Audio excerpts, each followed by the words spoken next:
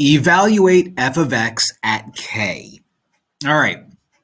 This is kind of a bizarre problem. This is supposed to lead us into the fundamental theorem of algebra.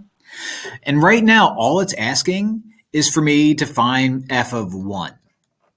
Okay? I don't know why it's written out this way. Sometimes it'll say x equals 1, but this is not something to overthink. You just plug in 1 for every x. So 1 to the 5th minus 4 times 1 to the 4th minus 5 times 1 squared minus 5. Okay? 1 times itself a bunch of times is just going to be 1 minus 4 times itself a bunch of times. 1 times itself a bunch of times is 1. 5 times another 1. And then 5 is all on its own. You become 5. You become 4. You become 5. That's negative. You become 5. That's negative.